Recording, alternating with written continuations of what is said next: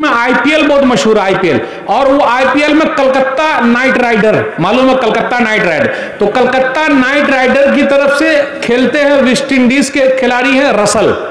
Russell का नाम नौजवान लोग जानते होंगे, रसल। वो बॉल को कर देते हैं मसल, यानी छक्का मारते हैं, सिर्फ छक्के ही मारते रहते हो। उनका बाल उसी टाइप का है, यानी चारों तरफ से काट के बीच में उठाए हुए हैं। अगर आप लेकिन हमारे यहां काट रहे हैं, हदीस के अंदर यह मना है। यानी तरबियत अगर बच्चे की बचपन से नहीं होगी तो आगे चल के सुधरेगा, बिगड़ जाएगा। हदीस के अंदर आया, सही बुखारी किताबुल लिबास हदीस नंबर 5920। अब्दुल्लाह बिन अब्बास रज़ियल्लाहु तआला अन्हु कहते हैं कि मैंने नबी सल्लल्लाहु अलैहि वसल्लम से सुना यन्हा अनिल क़ज़ई, कि नबी सल्लल्लाहु अलैहि वसल्लम ने क़ज़ा से मना फरमाया। क़ज़ा मतलब ये चारों तरफ काट देना और बीच में छोड़ देना, या कुछ काट देना और छोड़ देना। आज अपने यहाँ ये सब चल रहा है। एक चीज और भी बता दूं, यानी नौजवानों की खराबी के बारे में मैं बात कर रहा हूं, लेकिन माशाल्लाह कुछ लोग बड़े अच्छे हैं, बड़े अच्छे माशाल्लाह, उनकी दाढ़ी भी है, सब कुछ भी है। और दाढ़ी के बारे में एक बात और मैं मिसाल देके समझाता हूं। दाढ़ी वाले अच्छे लगते कि नहीं लगते? अच्छे। जंगल में दो शेर होता, जंगल में दो शेर है, एक शेर दाढ़ी वाला है और एक शेर दाढ़ी वाला नहीं है। जो दाढ़ी वाला शेर होता उस शेर को क्या बोलते हैं? बब्बर शेर। जानते हैं? बब्बर शेर, पूरा बाल उसका रहता है ऐसा, एकदम दाढ़ी की तरह लटकता है, बोले बब्बर शेर। तो मैं इनको कहूं कि आप बब्बर शेर हैं तो खुश हो जाएंगे। एक शेर और है जंगल में जिसको दाढ़ी नहीं होती, उसका नाम है शेरनी। उसका नाम है शेरनी, यानी मेल फीमेल, वो लेडीज है। तो अगर मैं किसी को कहूं कि आप शेरनी हैं तो अच्छा लगेगा? अरे मुझको शेरनी बना दिए, मैं शेर हूं शेर। तो अगर शेर बनना है तो दाढ़ी भी रखनी पड़ेगी कि नहीं रखनी पड़ेगी? तभी तो पता चलेगा ये दाढ़ी वाला शेर आ रहा है, शेर। और नबी सल्लल्लाहु अलैहि वसल्लम ने तो फरमाए बढ़ाओ बढ़ाओ। तो नौजवानों में भी ये चीज होनी चाहिए। लेकिन एक बात और बता दूं, अपने यहाँ क्या शादी ब्याह के मौके पर माँ बाप भी बोलते हैं, अरे बेटा इतनी दाढ़ी रखेगा। कितनी लेडीज बोलती है मुझको दाढ़ी वाला आदमी नहीं चाहिए, है चल रहा है बहुत सारी जगहों पर, बड़ा मसला। और आप लोग के यहाँ दान दहेज भी लेते हैं क्या? क्योंकि एक बच्ची ने दान दहेज के ऊपर तकरीर किया उर्दू में किया, इसलिए तो अल्हम्दुलिल्लाह मैं समझ गया। लेकिन उर्दू में भी बहुत हार्ड उर्दू थी कहीं कहीं की, जो मुझे भी समझ में नहीं आई। यानी इतनी हार्ड उर्दू में उसने याद कर लिया है, लेकिन याद किया, बहुत अच्छा याद किया और मुझे बड़ा अच्छा लगा। तो आप लोगों के यहाँ दान दहेज में लेन देन भी होता है क्या? होता है? हाँ करते हैं लोग। अल्लाह बहुत ज्यादा होने लगा, बहुत ज्यादा होने लगा। और सब माशाल्लाह किताब सुन्नत वाले हैं, सब अहले हदीस है और सलफी लोग हैं, और ये सब लेन देन करते हैं और पढ़े लिखे लोग भी कर रहे हैं। ऐसा हो रहा है? अल्लाह। अपने यहाँ जो बंगला में तकरीर हो रही थी उसमें अब्दुर्रहमान बिन औफ रज़ियल्लाहु तआला अन्हु का वाकया सुना रहे थे। अब्दुर्रहमान बिन औफ रज़ियल्लाहु तआला अन्हु का शेख अब्दुल कबीर साहब सुना रहे थे। सही बुखारी किताब उन्नका हदीस नंबर 5155। नबी सल्लल्लाहु अलैहि वसल्लम ने अब्दुर्रहमान बिन औफ रज़ियल्लाहु तआला अन्हु को देखा और कहा शादी हो गई। अब यहाँ रुकिए, सहाबे कराम शादी कर लेते थे और नबी सल्लल्लाहु अलैहि वसल्लम को भी दावत नहीं देते थे।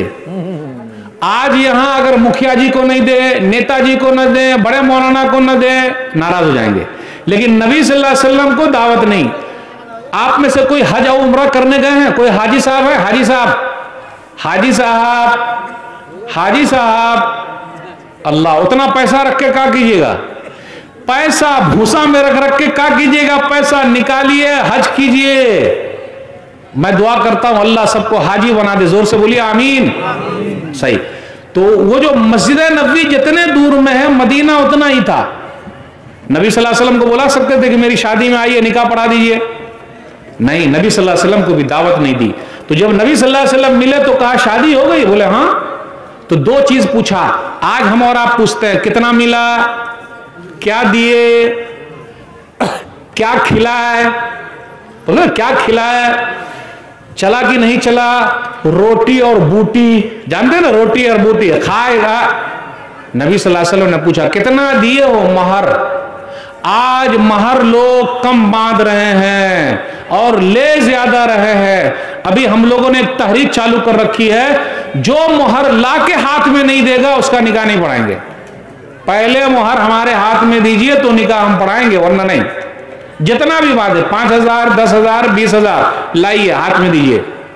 और माशाअल्लाह ये तहरीक शोलापुर में जो महाराष्ट्र में है वहां कामयाब है। 20 साल की मेहनत के बाद मौलाना ताहिर बेग मोहम्मदी, मौलाना जानते हैं नदवी साहब, उन्होंने मेहनत की तो वहां ऐसा हुआ कि कोई भी निकाह जब तक मोहर पहले नहीं देगा नहीं, माशाअल्लाह सब दे रहे हैं। तो आप लोग भी अपने घर से शुरू कीजिए। हम नहीं लेंगे, दान दहेज नहीं लेंगे, बारात नहीं जाएंगे। अब आप बोलिएगा अरे मौली साहब सब जाते तो मैं भी जा रहा हूं। अरे सब जहन्नम में जाएंगे तो आप भी जाइएगा क्या? सबको कब्र में अलग अलग हिसाब देना भाई। कुछ लोग बोलते हैं मौली साहब बेटी में दिया तो बेटे में क्यों नहीं ले, है बोल रहे ना, बेटी में दिया तो बेटे में क्यों नहीं लेने का वसूल करो। अरे जिसको अपनी कमाई से पेट नहीं भरा दूसरे की कमाई से पेट भर सकता? कभी नहीं भरेगा, कभी नहीं भरेगा। इसलिए आहद कीजिए कि मैं अपने बेटे में नहीं लूंगा। ये मकैया गांव से शुरू कर रहा हूं और पंचायत में आप लोग बैठिए इस पर, कोई भी नहीं लेगा। और जो लिया बाइकाट, उसका निकाह नहीं पढ़ाएंगे। जब तक इतनी सख्ती नहीं होगी तकरीर करने से कुछ फायदा नहीं होगा। थोड़ा बहुत हो सकता हो, लेकिन बैठिए। और एक जगह मैं देखा लोग जब बैठे तो पुराने जो दान दहेज लिए थे सब वापस किए, यूपी के अंदर की जगह। क्यों नहीं हो सकता है? लेकिन आप लोगों को बैठना है। और मुझे आज बड़ी खुशी हुई, मौलाना साहब बोल रहे कि मैं यहां 3 बार आया हूं। मैं कितनी मरतबा आया हूं अब आप लोग जानते हैं मुझे, मैं कितनी बार आया हूं आपके गांव। इस मर्तबा में देखा तो आप लोगों को मैं मुबारकबाद देता हूं। मैं बहुत परेशान था जब भी इधर आता था, बंगाल, झारखंड, ये बाहर मेला ठेला, मिठाई, कपड़ा लत्ता। इस मर्तबा आया तो कुछ भी नहीं है। खत्म हुआ कि नहीं हुआ? अरे खत्म हुआ कि नहीं हुआ? ये सब आप लोगों ने अहद किया ना कि हाँ मस्जिद में बैठकर मौली साहब नहीं होगा तो नहीं होगा। आज आप लोग अहद कीजिए इस मैदान से कि हम दान दहेज नहीं लेंगे। कोई नहीं बोल रहा है, कोई नहीं बोल रहा है। नहीं लेंगे वाला तो कर सकते ना, हम नहीं लेंगे, बारात नहीं जाएंगे, और जो भी लेन देन वाली शादी करेगा उस शादी का बाइकाट किया जाएगा, उसका निकाह कोई नहीं पढ़ाएगा। होगा कि नहीं होगा? अरे छोटी सी मेहनत शुरू कीजिए, अल्लाह बरकत देते। अभी देखिए इस जलसे में किस तरीके से आपने सबको साफ कर दिया। सब आप लोगों को खुद करना है। जब यहां मोहब्बत रहेगी तो सब कुछ हो जाएगा, और दिल में चोर रहेगा तो गड़बड़ी होगी। बस 1-2 बात और मैं बयान करना चाह रहा हूं, फिर बात को मैं खत्म करूंगा। तो कहना यह है मेरे भाइयों, हर चीज की शुरुआत अपने से करनी। तो नबी सल्लल्लाहु अलैहि वसल्लम ने पूछा अब्दुर्रहमान बिन औफ क्या दिए? तो बोले मैंने ये दिया, महर जो दिया। कहा बारकल्लाह औलिम वलो बिशातिन, अल्लाह बरकत दे, वलीमा जरूर करना, गरचे बकरी ही क्यों ना हो। अब मैं आप लोगों से पूछना चाहता हूं, अब्दुर्रहमान बिन औफ रज़ियल्लाहु ताला अन्हु अगर 100 ऊंट भी काट दें तो उनके पास दौलत बहुत है, लेकिन नबी सल्लल्लाहु अलैहि वसल्लम उनको बोलना है वलीमे में बकरी ही क्यों ना हो। इससे पता चला शादी ब्याह में जब तक पैसे वाले अहद नहीं करेंगे, शादी ब्याह का जो ये सब खर्च हो रहा है वो कम होने वाला नहीं है। इसलिए आप लोग सबको करना है। और एक चीज और बता दूं, मैं जब तकरीर सुन रहा था उर्दू में शादी ब्याह के ऊपर, उसमें 2-3 पॉइंट बहुत अच्छे थे।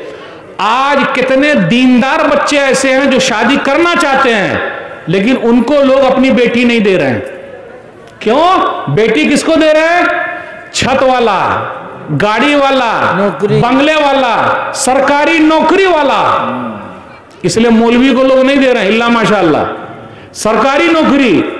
और एक बात और बता दूं, बुरी लगेगी कि बात, लेकिन बात सही है। सरकारी जॉब जो भी करता है एक फितरी तौर पर उसके दिल में डर बैठा हुआ है, यानी वो हक बात ज्यादा बोल नहीं सकता, डरा हुआ है, क्योंकि अगर ज्यादा कुछ करेगा तो उसकी नौकरी चली जाएगी। मेरे भाइयों, नौकरी देने वाला ऊपर वाला, कौन खिलाता है? अल्लाह। पिलाता कौन है? अल्लाह। आप नौकरी वाले से कर रहे, हो सकता आगे चल के उसकी जॉब चली जाए तो नौकरी खत्म हो सकती है। एक हदीस सुना देता हूं, मुस्नद अहमद हदीस नंबर 17395। जुलैबीब रज़ियल्लाहु तआला अन्हु का चेहरा अच्छा नहीं है, खूबसूरत नहीं है। नबी सल्लल्लाहु अलैहि वसल्लम ने पैगाम भेजा एक अंसारी के यहां कि जी आपकी बेटी से मैं शादी करवाना चाहता हूं। बोले मेरी बेटी आप करेंगे? नसीब की बात है। बोले नहीं, जुलैबीब। गौर से सुनिएगा, इस हदीस में हम सब के लिए नसीहत है, अमल जरूरी है। जुलैबीब। तो उस लड़की के बाप ने कहा कि मैं जरा लड़की के अम्मी से पूछ लेता हूं। आजकल अम्मी भी बोलती है ना, अरे हमसे तो पूछा ही नहीं, सब चीज उनसे ही पूछकर होता है। अम्मी ही काट पीट करती है, नाक इस तरीके से ऊंची है, मेरी बहू ऐसी होनी चाहिए, लंबी होनी चाहिए, मेरा दामाद ऐसा होना चाहिए, पूरा काट पीट तो उधर ही से होता है। इसलिए औरत ही औरत की दुश्मन है, याद रखिएगा। पूरा काट पीट उधर ही से करते। गए, खाए पिए, साड़ी पहने, कपड़ा पहने, आ गए। कितनी जगह पे खा खा के आ रहे हैं और काट काट के आ रहे हैं।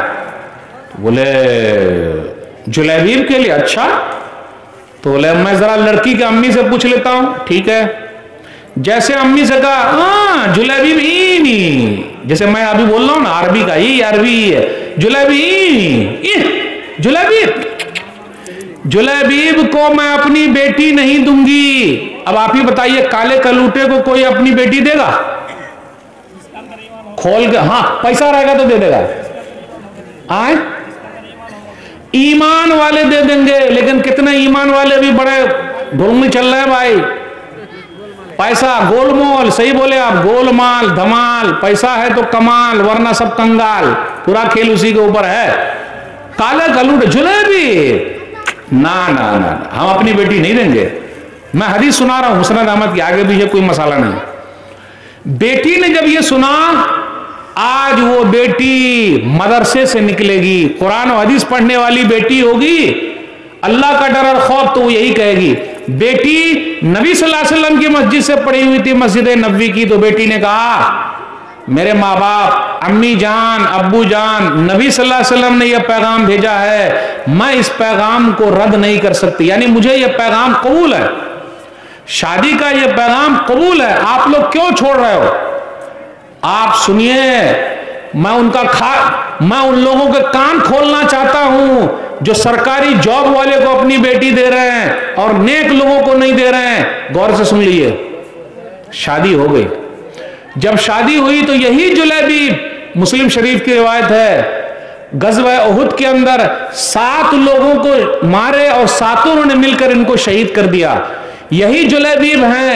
नबी सल्लल्लाहु अलैहि वसल्लम ने उनकी लाश को अपने गोद में उठाया। पहले पूछा जुलैबीब कहां है, ढूंढो, मिले। इतना ही नहीं, नबी सल्लल्लाहु अलैहि वसल्लम ने उनकी बेवा औरत के लिए दुआ कर दी, अल्लाह जो इस औरत पर अल्लाह माल बरसा दे, यानी माला माल बना दे, मालदार बना दे इस औरत को। रावी कहते हैं जो ये हदीस बयान किए, पूरे मदीना में इस औरत से ज्यादा जो बेवा औरत थी, कोई मालदार औरत नहीं थी। देखा आपने, कोई सरकारी जॉब था जुलैबीब के पास, बेचारे के पास तो शक्ल सूरत नहीं थी, लेकिन ईमान की दौलत थी, इस्लाम की दौलत थी। इसलिए मेरे भाइयों, ईमान वाले, इस्लाम वाले को अपनी बेटी दीजिए, नहीं दीजिएगा तो गड़बड़ी हो जाएगी। आइए एक वाक्य और इसी मुनासिबत से सुनाता हूं। कितने लोग परदेसी को भी अपनी बेटी नहीं देते हैं। आजकल खानदान में भी वो चल रहा, मेरे खानदान का तो खानदान का, कहीं कहीं बड़ा मसला है, फिर वो सब भी चल रहा, वो शेख, वो सैयद, वो खान, वो पठान, वो अंसारी, वो दीसा, वो डैट, वो सब बहुत चल रहा है। अरे ये कलमा पढ़ने वाले ये सब चलाएंगे। मूसा अलैहिस्सलातु वस्सलाम का वाकया सुन लीजिए, बस उसके बाद मैं बात खत्म करने की तरफ जा रहा हूं। सूरह कसस सूरह नंबर 28 आयत नंबर 15 से आयत नंबर 28 तक पढ़िए। मूसा अलैहिस्सलातु वस्सलाम नौजवान है, नौजवानों के नाम बड़ा पैगाम है इस वाकया में। मूसा अलैहिस्सलाम रास्ते से जा रहे हैं, तो एक उनके खानदान का, एक फिरौन के खानदान का, दोनों लड़ रहे हैं। तो इसने बुलाया मूसा, तो मूसा अलैहिस्सलाम गए। मूसा अलैहिस्सलाम हट्टे कट्टे थे, अभी शादी नहीं हुई, हट्टे कट्टे नौजवान है, इसलिए नौजवानों से कहता हूं सेहत को बचा करके रखिए। आज सेहत बर्बाद हो रही है, जवानी ही में चश्मा लग रहा है मोबाइल की वजह से। गुटखा, खैनी, तंबाकू, बीड़ी, सिगरेट सब खा पी रहे हैं, नुकसान हो रहा है। क्या हुआ? मूसा अलैहिस्सलाम गए, तो देखो दो लड़ रहे हैं। मूसा अलैहिस्सलाम ने घूसा मारा, इसलिए बोलते हैं मूसा का घूसा, जानते हैं ये घूसा। तो जैसे ही घूसा मारा सामने वाला मर गया, जो दूसरे दुश्मन का था वो मर गया। अब इनके खानदान का जो था वो बच गया। फिर दूसरे दिन मूसा अलैहिस्सलाम ने देखा कि अरे वही लड़ रहा है जो कल लड़ रहा था। तो मूसा अलैहिस्सलाम ने इससे पूछ लिया, अरे कल तू लड़ रहा था, आज भी तू ही लड़ रहा है? तो ये डर के मारे बोल दिया, मूसा कल आपने एक को मार दिया था, आज मेरी बारी तो नहीं है, कैसा ना मुझे मार दे। और तो पता चल गया कि वो कल जो मसला हुआ था वो मूसा अलैहिस्सलाम ने एक को मारा था, वो गलती से हो गया, जान से मारना नहीं चाहते थे, शैतान ने बका दिया। अब मूसा अलैहिस्सलाम चले मदियन चले गए। अब देखिए मिस्र से मदियन, जब मदियन वहां गए, ये भी शहर का नाम है, वहां पहुंचे तो देखा दो लड़कियां हैं जो पानी पिलाने के इंतजार में है कि सब लोग पानी पिला लेंगे। कुआं होता था पहले, देहात वात में भी कुआं होता था, अब तो पानी का नल आ गया है, पहले कुआं होता था। कुएं को क्या बोलते हैं? कुआं होता, डोल डालते पानी निकालते थे। अब तो पोखर उखर भी है, आप लोग यहाँ पोखर, हम लोग भी पोखर ही बोलते हैं। तो कुआं होता था, वहां डोल डाल के पानी निकालते थे। तो पहले बकरी उकरी को भी लोग ले जाके पानी वहीं पिलाते थे। तो दो बहन जो है वो बकरी को लेकर वहीं खड़ी है। तो मूसा अलैहिस्सलाम ने पूछा, मा खत्बकुमा, आप दोनों यहां क्यों खड़ी हैं? इससे यह मसला निकला, नौजवानों को चाहिए कि वो खिदमत करे समाज की, सोशल वर्क हर जगह। बहनी कोई काम है, चची कोई काम है, दादी कोई काम है, कोई काम करना तो करना खड़े। तो उन दोनों ने कहा, कान तालानस की हत्ता युज़ररिया वाबूना शेखुन कबीर, हम दोनों अभी पानी नहीं पिला पा रहे हैं क्योंकि ये लोग चरवाहे लोग पानी पिला रहे हैं, इसलिए हम अलग थलग हैं, और हमारे अब्बा बड़े बूढ़े हैं। इससे यह पता चला अगर घर में तरबियत बेटी की अच्छी है तो वो मार्केट में भी जाएगी तो अलग थलग रहेगी, घर से बाहर भी जाएगी तो अलग थलग रहे। ऐसा नहीं कि मर्द में घुस जाए, आजकल देख लीजिए कितनी लेडीज मर्द ही में घुस जा रही है, सब चल रही है, लेकिन नहीं, अल्लाह वाली वही खड़ी है। और एक जुमला और कहा, वो अबूना शेखुन कबीर, हमारे अब्बा बड़े बूढ़े हैं। इससे यह पता चला वो बेचारी मजबूरी में घर से बाहर निकली थी। आजकल मैं एक जुमला अक्सर उर्दू में बोलता हूं, पहले की औरतें मजबूरी में घर से बाहर निकलती थी, आजकल की कुछ माए बहनें मजबूरी में घर के अंदर हैं, यानी उनको अच्छा नहीं लगता, बस बाहर घूम रही हैं, अच्छा नहीं लगता। फिर उन लोगों ने कहा हमारे अब्बा बड़े बूढ़े हैं, इसका मतलब माँ बाप की खिदमत सिर्फ बेटा नहीं करेगा, बेटी भी माँ बाप की खिदमत करेगी अगर पार लगा। इससे एक मसला यह भी निकला कि अगर घर में कोई मर्द नहीं रहे तो मजबूरी में औरत बाहर निकल सकती है। अब आगे क्या हुआ, मूसा अलैहिस्सलाम ने पानी पिला दिया। फिर मूसा अलैहिस्सलाम ने दुआ की, रब्बि इन्नी लिमा अंज़लता इलैया मिन खैरिन फ़क़ीर। ये दुआ आप लोग याद कर लीजिए, बड़ी अहम दुआ है। ये दुआ पढ़ने से घर भी मिल गया और घर वाली भी मिल गई, यानी जोरू भी मिल गई, बीवी भी मिल गई। ऐ मेरे रब तू मेरी तरफ जो कुछ उतार रहा मैं मोहताज हूं, दुआ करने लगे। तो अब क्या हुआ, दो बहनों में से एक बहन आई, तमशी अलस्तहया, शर्माते हुए आई। कुरान के इस अंदाज पर याद कीजिए और गौर कीजिए, पूरे कुरान में किसी औरत के बारे में इतना अच्छा नहीं बयान हुआ है, यानी इतना अच्छा शर्माते हुए। तो औरत का असली जेवर है शर्मो हया। जिस औरत में शर्मो हया नहीं है तो आप समझ जाइए वो औरत नहीं है।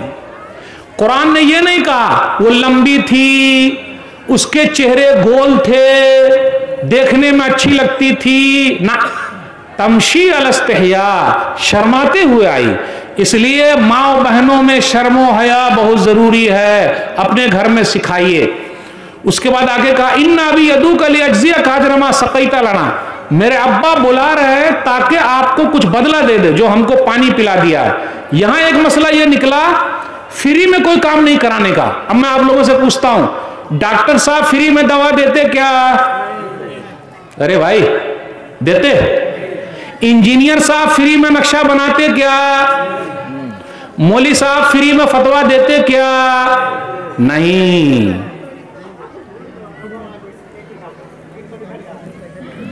देखिए वो सही है, नहीं नहीं नहीं, मौलवी साहब कहां फ्री में फतवा दे? अस्सलाम वालेकुम मौलाना, मौलवी साहब ये फतवा बताइए, फ्री में देते या फ्री में नहीं देते? पैसा लेते हैं क्या फतवा देने का? नहीं आ रही मेरी उर्दू आप लोगों को? डॉक्टर साहब पैसा लेते, इंजीनियर साहब पैसा लेते, मौलवी साहब पैसा लेते क्या? नहीं लेते। लेकिन मौलवी साहब को लोग पूछते बहुत है, मौलाना साहब, मौलाना साहब, मौलाना साहब, मौलाना साहब, लेकिन कभी पूछते नहीं है कितनी तकलीफ में। लोग पूछते हैं? पूछना चाहिए कि नहीं पूछना चाहिए? भाई हर चीज की वैल्यू बढ़ रही है, मौलाना लोग की वैल्यू घटा रहे हैं। मौलाना मूसा अलैहिस्सलातु वस्सलाम जब घर गए तो शुएब नामी नेक आदमी या शुएब अलैहिस्सलातु वस्सलाम ने कहा, ला तखफ नजौता मिनल कौमिज़ ज़ालिमीन, घबराइए नहीं, आप यहां रहिए। फिरौन है तो क्या हुआ? अरे वो अपने यहाँ, आप हमारे यहाँ, टेंशन लेने की बात नहीं है। उसके बाद खुद कहा, मैं अपनी दोनों बेटियों में से एक बेटी का निकाह आपसे करना चाहता हूं। यहां परदेसी को जो तौहीद वाला था अपनी बेटी दे दिया। ये नहीं कहा 1 लाख कमा रहा है क्या, सरकारी जॉब है क्या, कुछ बंगला है क्या।